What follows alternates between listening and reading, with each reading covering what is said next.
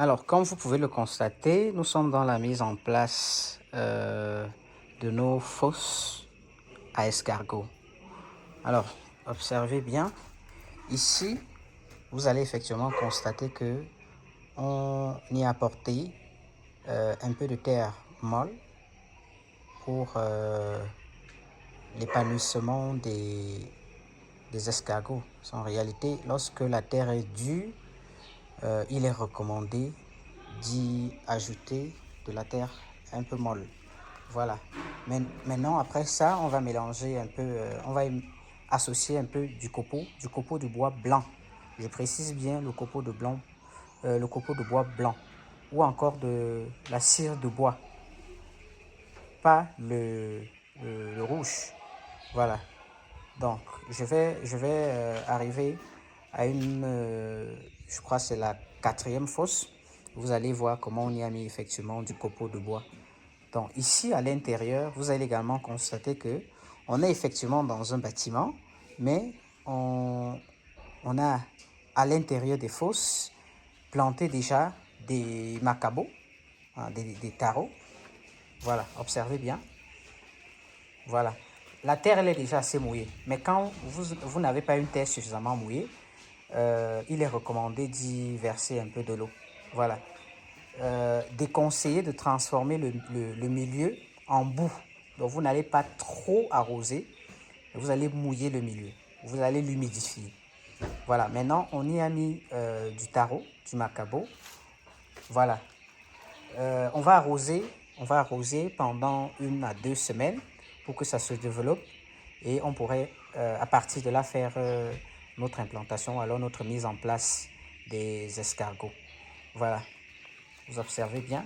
Maintenant, il est également bien de préciser que toujours à l'intérieur des fosses, on va, avant de mettre les escargots, on va mettre du calcium. Voilà, et du moringa si possible. Mais il est impératif de mettre du calcium et même de mélanger le calcium à la terre. Quand je parle du calcium, vous allez trouver ça dans les provenderies, c'est-à-dire les os écrasés, des coquilles, les coquilles d'œufs, les coquilles d'huîtres qui sont écrasées. Vous allez mélanger ça à la terre parce que vous devez savoir que ces coquilles-là vont booster la ponte. Ça va booster la ponte et savoir également que c'est ces coquilles qui vont favoriser effectivement le développement de la bave. Cette bave-là qui est utilisée par l'escargot pour fabriquer effectivement sa coquille. Au fur et à mesure que l'escargot va grandir, il va sécréter de la bave qui va lui permettre de fabriquer sa coquille. Voilà, donc on va y associer effectivement des coquilles, si possible du moringa, qui est une sorte de complexe de vitamines qui va booster effectivement la croissance des sujets. Voilà. Ici, vous allez voir, on y a déjà associé du copeau.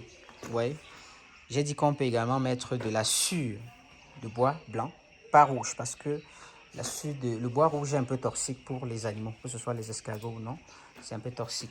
Maintenant, ici, le milieu est déjà assez développé. Vous voyez, on a créé un biotope favorable à l'épanouissement des sujets. Pas plus besoin de préciser que les escargots aiment l'humidité. Observez. Donc là, on n'a pas encore arrosé, mais regardez, vous allez constater que les escargots sont comme s'ils étaient dans leur milieu sauvage. Vous voyez, c'est comme s'ils étaient dans leur milieu sauvage. Voilà. Là, on va refermer comme ça. Vous voyez, là, voilà.